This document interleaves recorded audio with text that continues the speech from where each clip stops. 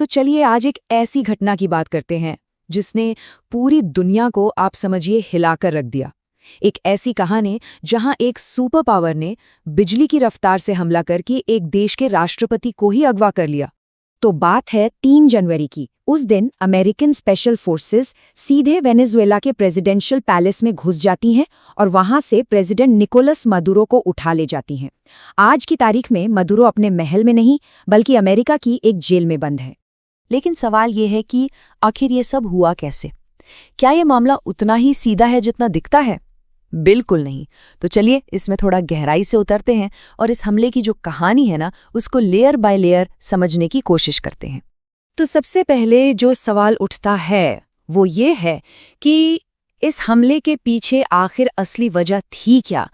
क्या ये सच में ड्रग्स के खिलाफ एक लड़ाई थी जैसा कि बताया गया, या फिर पर्दे के पीछे मामला कुछ और ही था? देखिए, अमेरिका का जो ऑफिशियल रीजन था वो ये था कि मादुरो ड्रग्स की तस्करी करवा रहे हैं, लेकिन जो सोर्स है वो कहता है कि असली खेल तो ब्लैक गोल्ड का था, मतलब तेल का। वेनेजुएला के पास सिर्फ दुनिया का सबसे बड़ा तेल भंडार ही नहीं है, बल्कि अभी हाल ही में वहां लिथियम और सोने के भी बहुत बड़े भंडार मिले हैं। और कहा जाता है कि अमेरिका की नज़र असल में इन्हीं नेचुरल रिसोर्सेज पर टिकी हुई थी। अब ये जो हमला था ये कोई रातों रात नहीं हो गया। इसके पीछे एक बहुत गहरी साजिश थी, एक पूरा ऑपरेशन था जिसका कोड नेम था ऑपरेशन कार्डिनल। और इस ऑपरेशन का जो सबसे इंटरेस्टिंग हिस्सा है वो है कार्डिनल का रोल। अब ये कार्डिनल कौन था?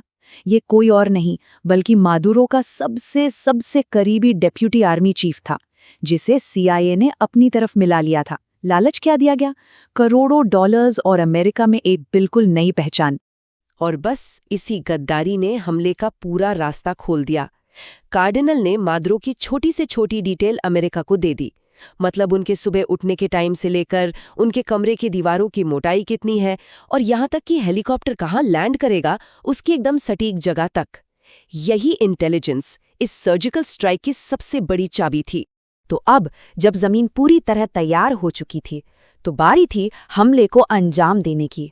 और ये कोई आम हमला नहीं था, ये एक मल्टी डोमेन अटैक था, मतलब जमीन, हवा और साइबर तीनों फ्रंट्स पर एक साथ वार किया गया। इस हमले का स्केल आप सोचिए कितना बड़ा था। करीब 150 फाइटर जेट्स और ड्रोन्स, इन सबने अलग अलग एयरबेसेस से एक साथ उड़ान भरी। लेकिन कमाल की बात ये थी कि वेनेजुएला के आसमान में ये सब एक ही वक्त पर पहुंचे। तो सबसे पहला काम क्या किया गया? वेनेजुएला के आसमान को आप समझिए अंधा कर दिया गया। कैसे? स्टेल्थ ड्रोन्स ने लाइव तस्वीरें भेजीं, F-35 जेट्स ने फेक सिग्नल्स भेजकर रडार को कंफ्यूज किया, और फिर EA-18G ग्रोलर ने रडार को पूरी तरह से जैम कर दिया। और जैसे ही वेनेजुएला ने काउंटर अटैक करने की कोशिश की, एंटी रेडिएशन मिसाइलों ने सिर्फ 9 सेकंड में उनके पूरे रडार नेटवर्क को तबाह कर दिया। मतलब ये एक एकदम परफेक्टली कोऑर्डिनेटेड अटैक था। ग्रोलर रडार जैम कर रहा था, B-52 बॉम्बर नीचे जमीनी ठिकानों पर कार्पेट बॉम्बिंग से अफरा तफरी मचा रहे हैं, और V-22 ऑस्प्रे जैसे विमान तेजी से सैनिकों को जमीन पर उतार रहे हैं, सब कुछ एक साथ। जब आसमान साफ हो गया तब डेल्टा फोर्स ने जमीनी कार्रवाई शुरू की, लेकिन ठीक उसी वक्त एक और हमला हुआ। ये था एक साइबर अटैक। अमेरिका ने वेनेजुएला के पावर ग्रिड को ही ठप कर दिया, जिससे पूरे देश में ब्लैकआउट हो गया।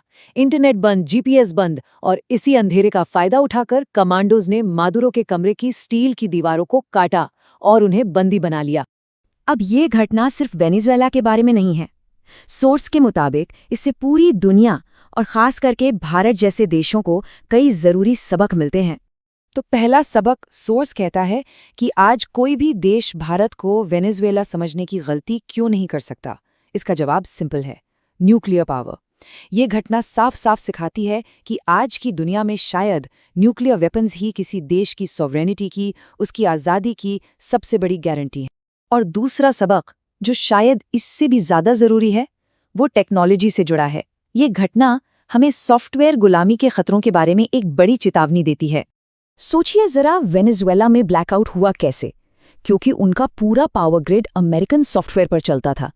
अमेरिका ने बस एक सॉफ्टवेयर अपडेट के बहाने एक मैलवेयर एक्टिवेट कर दिया और पूरे देश को अंधेरे में डुबो दिया। यह हमें क्या सिखाता है? यही कि अगर हमारा अपना ऑपरेटिंग सिस्टम, अपनी टेक्नोलॉजी नहीं होगी तो हम हमेशा हमेशा कमज़ोर बने रहेंगे। तो आखिर में बस यही सवाल बचता है कि अगर एक सुपर पावर किसी भी देश में घुसकर उसके प्रेसिडेंट को उठा सकती है और एक मामूली से सॉफ्टवेयर अपडेट से पूरे देश को घुटनों पर ला सकती है, तो इस नई दुनिया में सच्ची आज़ादी का मतलब क्या है? और क्या कोई भी देश बिना टेक्निकल सेल्फ रिलायंस के सच में सॉवरेन यानी कि संप्रभु हो सकता है? ये एक ऐसा सवाल है जिसका जवाब आने वाला वक्त ही देगा। ऐसा कंटेंट रोज चाहिए तो लाइक करो, सब्सक्राइब का बटन दबाओ और शेयर करना मत भूलना।